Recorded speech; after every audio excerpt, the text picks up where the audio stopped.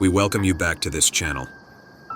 In this video, we'll hear 3 stories of ancient curses, where the forgotten returns with dark consequences, haunting those who unknowingly bring them back. Go ahead, turn off the lights, and let's take one more step into the world of the unknown. The Straw Doll. When I was a child, I spent my summers at my aunt and uncle's house. The place was enormous, with a well-maintained garden outside that gave the house a peaceful and welcoming feel.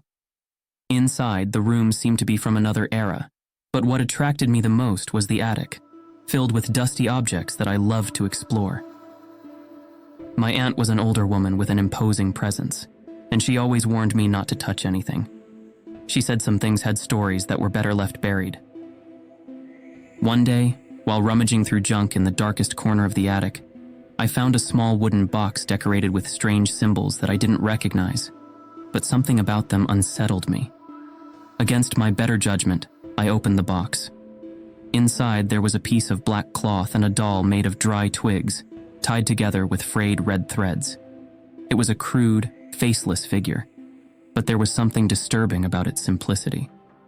Without thinking, I took it with me. That same night, I woke up from an unsettling dream. The room was enveloped in complete darkness, but something didn't feel right. As I turned my head towards the door, I saw a figure standing in the doorway. It was tall, over 2 meters, with a hunched body as if it couldn't fully stand upright. The figure had a vaguely human silhouette, but its skin was grayish and wrinkled, like that of a corpse exposed to the elements. The most terrifying part was its hands, long and deformed, with sharp fingers that brushed against the doorframe. Its face was just a dark blotch, with no eyes or mouth, only a deep and empty hollow. I felt it was watching me, even though it had no face to do so. I couldn't tear my eyes away from the figure watching me from the darkness. I wanted to scream, but no sound came out. My voice was trapped in my throat like a knot of terror. The figure remained motionless for what felt like hours before slowly fading away, as if the darkness swallowed it. I couldn't sleep for the rest of the night, and the image of that figure stayed etched in my mind. The next day, I tried to convince myself it had been a nightmare, but things in the house began to change. Every night, that feeling of being watched returned. The twig doll I had brought from the attic appeared on my bed, even though I clearly remembered putting it away in a drawer. I began to fear that something more than my imagination was at play. The following days, the apparitions became more frequent. The figure followed me everywhere. One afternoon, while I was home alone, I heard heavy footsteps in the hallway. When I peeked out, I saw it again, crawling slowly. Its gait was clumsy, and its movements were accompanied by a harsh sound, like dry branches breaking. I stepped back, but I couldn't take my eyes off its hands reaching out toward me. I let out a scream, and it vanished. One night, I woke up feeling an unusual chill in my room. I opened my eyes and saw it. The doll was right next to me. I threw it across the room, but the figure still watched me from a corner. That was its game, appearing only when I least expected it, always getting a little closer. Finally, I decided to talk to my aunt about what was happening. She listened in silence and then took me back to the attic, where I had found the doll. She told me that the box belonged to a healer who had lived in the house over a century ago. They say that after a betrayal, she cursed the family with a spell that trapped her soul in the twig figure. Whoever awakened that curse was doomed to be haunted by her until fear consumed them completely. The apparitions grew bolder. One night, as I was trying to sleep, the figure materialized at the foot of my bed. Its long, bony hands stretched toward me, brushing against my feet. The cold I felt wasn't just physical. It was as if it were draining my energy, leaving me weak and breathless. The figure leaned in, and although it had no mouth, I felt a cold whisper seep into my thoughts, a promise that this would not end until it claimed what was rightfully hers.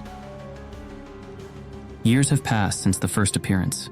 I have consulted priests, shamans, and paranormal experts, but no one has been able to help me. Every night when I close my eyes, I feel the figure is still there, and the doll, with its insidious presence, always returns, reminding me that the curse is still alive. I'm certain that this has no end, that one day I will wake up and see the figure again, but this time it won't vanish into the darkness. Instead, it will remain by my side forever. The cursed statuette. 6 months ago, I had to move into my grandmother's house after she passed away. It was an old house built in the early 19th century, filled with old objects and family memories. I hadn't grown up there, but I had spent some vacations there as a child, so at first it just seemed like an old, gloomy and dusty house, but nothing out of the ordinary. One afternoon, while going through the house, I found a statuette inside a small display cabinet that had been locked. It was an unsettling figure, a small black ceramic sculpture, hand-carved with details that seemed to portray a woman kneeling with her hands over her face, as if she were crying. I thought it might be a piece from some ancient culture or an artifact brought from a remote place. Without giving it much thought, I took it and placed it on a shelf in the living room. That same night, as I tried to rest, I heard a noise coming from the hallway. It was a subtle sound, like someone dragging their feet on the wooden floor. I got up, thinking it could be an open window. However, when I stepped out of my room, the first thing I noticed was the cold, dense air, as if the temperature had suddenly dropped. That's when I saw her for the first time. A figure stood at the end of the hallway, partially hidden in the shadows. It was a tall woman in a long, worn-out dress that moved slowly as if floating in the air. Her face was hidden by her own hair, tangled and dirty, which fell over her shoulders in messy strands. I couldn't see her eyes, but her presence was suffocating. The most disturbing part was that her hands were deformed, with elongated fingers bent at impossible angles, as if the bones had been unnaturally twisted. Her body moved slowly toward me, but she made no sound. There were no footsteps, just the sensation of the air compressing with each step she took. Fear paralyzed me. I couldn't move or take my eyes off that figure as it approached. Suddenly, she stopped, and her face, without lifting the hair that covered it, turned towards the statuette I had placed on the shelf. The figure vanished before my eyes, leaving me alone in the cold hallway. I slammed the door to my room shut and stayed awake the rest of the night, too afraid to come out again. In the following days, the presence of that woman became constant.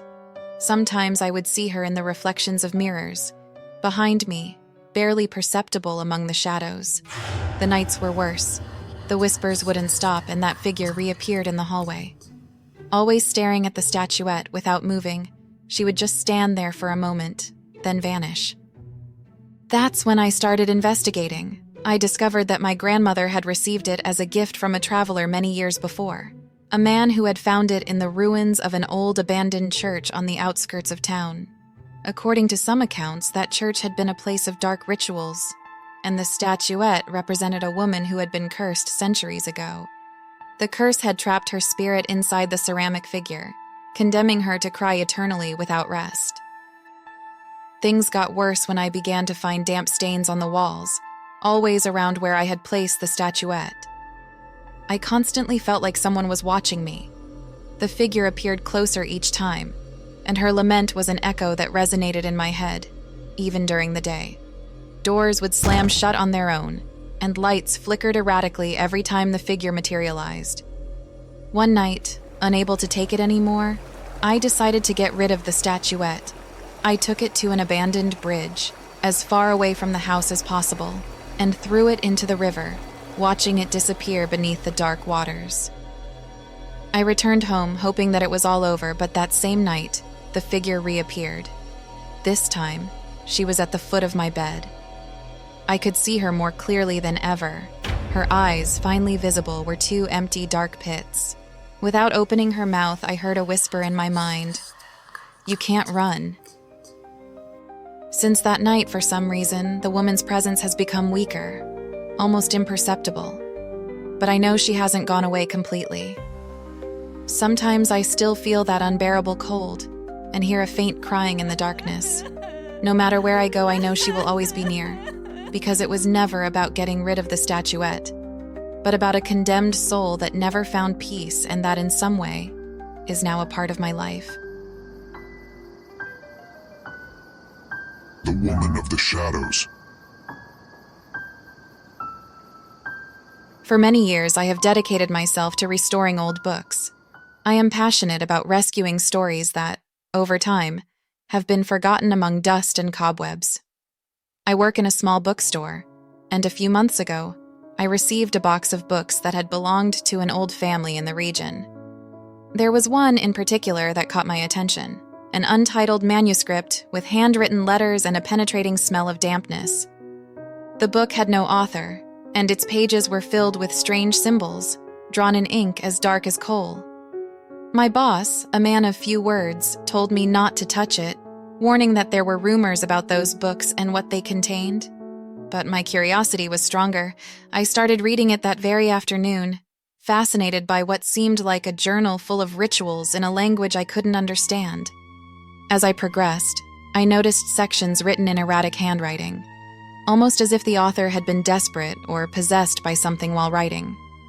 At one point, the text became illegible, as if the words had twisted on the page. I didn't think much of it.